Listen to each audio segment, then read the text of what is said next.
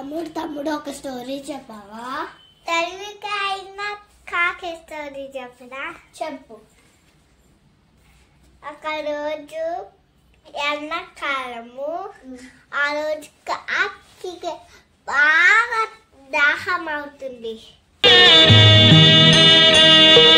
దాహం అవుతుంటే ఎదుర్కొంటే వెళ్ళి ఒక బావి కనపడింది.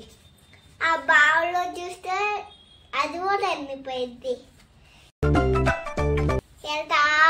వెళ్ళిన తర్వాత ఒక చిన్న పాట కనపడింది.